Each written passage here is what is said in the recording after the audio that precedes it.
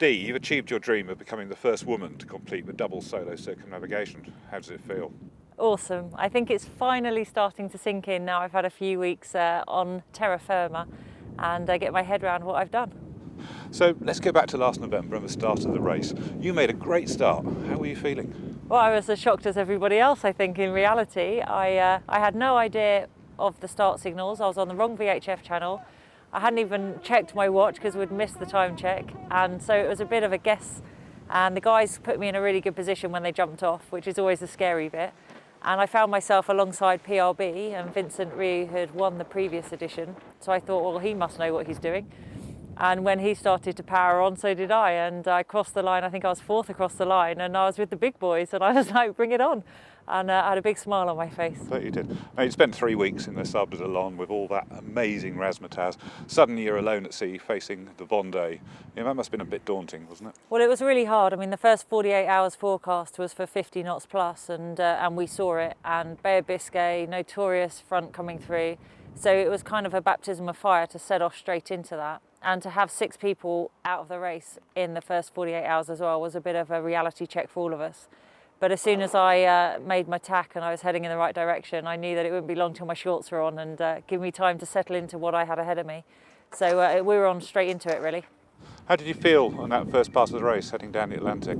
It was a bit of a shock, as in the intensity of the racing wasn't quite what I was ready for. It was so much more than I thought it was going to be. And the boats were giving it large, everyone was pushing hard, and I was just like, wow, I've just got to hang on for the ride here. So it was a bit of a shock to the system. Did you feel you were able to be competitive? I knew I'd made a couple of mistakes tactically coming down past the islands, and then into the southern Atlantic it was very intense, and that's when things started to go wrong that I needed to fix on the boat. The first mistakes for me was I shorted out the start button on my generator, so I had to kind of bypass that, but that was very easy relative to other things that I had to deal with. And then the tack fitting of my staysail blew while I was sailing, and fixing that was a little bit more awkward because I needed hands on top of the deck and hands below the deck, so it made me do a lot of moving around. Of course, the Vendee, being a non-stop race and you can't pull in anywhere and repair, it really does highlight the importance of having a reliable boat, doesn't it? Definitely, and the fact of how tenacious you need to be and that dogged determination to get over and overcome the problems and fix it enough to keep going. And it's amazing what you come up with your team on millions of miles away from you, coming up with ideas of what you're carrying and how you can use it. But it's about those that have a reliable boat and those that make the best of a bad job. And you had major problems with a delaminating mainsail. How did you deal with that? I think I just saw it as a bit of a challenge. I was just not going to be beaten by it, and I was quite a long way down in the Southern Ocean, so it was actually easier to carry on than do anything else. And I don't think at the time when it started delaminating that I knew it was going to get as bad as it got. I didn't realise the extent to it, the damage was going to go. So I think I was very positive of, well, I'll just keep staying on top of it and I won't let it beat me. And then by the end of the race, I couldn't believe what state I finished in. But it goes to show that you can overcome quite a lot because it was quite extreme. What did you have to do to repair it? Well, I think I've worked it out that it was about 9 drops and rehoists of my mainsail. And given that the team normally hoist your mainsail at the start and you then only deal reef by reef, to actually drop the whole main and hoist the whole main again is, on a 28-metre mast takes a bit of physical power. So I came back with arms like Popeye, but slightly more energy than I thought I was going to use. I was very resourceful in what I used on my mainsail, to the point where I even was finding anything like the medical staples that I had in my medical kit, but they weren't quite tough enough for the sailcloth. And the thing is about the race is you've got to keep going with whatever you're faced with. So it was just one of those challenges I had to face as well. So I came where I came and I had a brilliant race. So you've been through the Southern Ocean twice now, once upwind, once downwind. How do they compare? I have no idea how I went the wrong way around the world now. I was sat on Aviva this time, surfing big waves, thinking, God, this is huge, as it comes up over your shoulder. And I just thought, how on earth did I go into that? I have no idea. And I'm very glad I went the wrong way around first, because having been down there now, I'd never do it now. But I understand now why the French skippers were all just like, you're a crazy woman, and I can understand that now. But what's it like surfing down those enormous waves? Took a bit of getting used to it. At first, I have to admit, my first big wind and big waves in the south, I was quite scared, because the boat accelerates like you wouldn't believe. and that's what the boats are designed to do. But of course you're sat there thinking, oh, keep looking, keep closing your eyes, watching the numbers and the speed increase, and you're just like, whoa, who's in control here? Am I in control? Is the boat in control, or are the waves in control? I mean, trusting your equipment is key, because you can't physically stand out there and drive for that long. It's too cold, it's too wet, and it's just too demanding. And then slowly you get used to it and you relax a bit more, and the next time doesn't seem so bad. And by the end of it, I was like, okay, I've got this now. So now I know what it's like to surf and go fast. I just need to go and do it again. But you've got to do it, for days on end.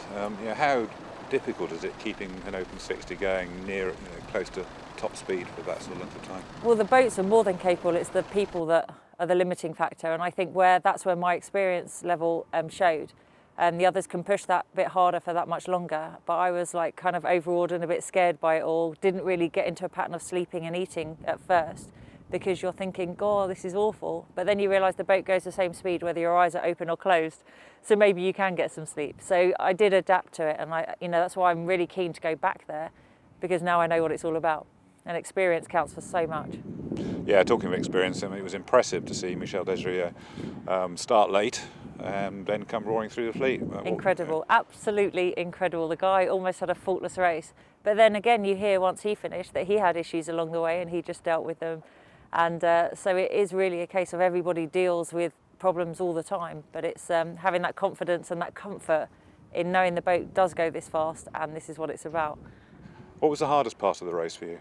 I think I was very shocked at how affected I was by everybody else's problems. The dismastings, the broken leg, the capsize. I mean, it was a race filled with trauma and tribulations, and I actually spent the whole time thinking, God, this could be me. I'm on the same type of boat in the same bit of water doing the same thing. It could happen to me. And I think now looking back, I realised that I was constantly thinking that this could happen to my boat, because I wasn't 100% confident, because I didn't really know, having not experienced it that direction before. But this time now, I think I would look and go, that's really bad news for him, but I'm okay and I'll keep going. So I think as all the bad news was coming in, it was making me more and more cautious, which probably slowed me down a bit. But at least it got me to the end of the race, so it's a balancing act. It was a huge attrition rate in that race. Why was that? Well, I mean, we were very unlucky. It was a bad weather year. I mean, a lot of people want to blame the new boats, pushing boundaries, pushing too hard, but it's a Formula One of the offshore sailing circuit, and you don't expect to watch a Formula One track race without seeing somebody crash. It happens, and this is what we're trying to do. We're trying to push the boundaries that much, but when you're in weather that we had, I mean, it was horrible. And I was trying to think, God, was it this bad when I was down here before? But I think it's hard to compare because I was down there for so much longer. And going the wrong way. It's wet and windy and it's miserable. You just have to deal with it. If I'd said to you before the race that you'd come 6th overall, what would you have said? I'd have laughed and gone, yeah, right, with this crowd. And actually it's something that Mike Golding said to me at the end. He said, if I'd offered you 6th place before you left, you'd have taken my arm off. And I was like, yeah, fully. Amazing. And it's sad in a way that it happened because of other people's demise. But as Mike Golding himself said to me, that's part of the race. We're all trying to push, and you've got to be in it to win it. And I was, really chuffed to be there across the finish line. We knew 30 boats wouldn't cross the finish line. And so you're playing that lottery of whether you'll be one of the ones that will. And it is amazing, that kind of race, to have that finish in France. You get as much acknowledgement on your own as you finish, no matter what position you're in, as the whole fleet got when we left the harbour. And you see all these people lined up and you're just thinking, who else is coming in? Can't possibly be just for me. And it's amazing. And hopefully we need to bring that back into the UK so we can have races and that kind of atmosphere here. So what's next? Are you going to continue with the Open 60? I really hope so. My fingers are crossed. Now I know what it's about. I'd love to be there in 4 years' time. I feel I can only improve. I've learnt so much in such a short space of time that I just think if you gave me 4 years, I could do something quite special. I love it. It's a great atmosphere, great people to sail with, and there's some great events coming up. But it's a question of my fingers are crossed, and hopefully Aviva will stay with me, or if they say no, then I'll be on the sponsorship hunt. I've got a taste for records, so in June we'll see if I can get the Round Britain and Ireland record to my name as well. We wish you lots of luck. Thank you.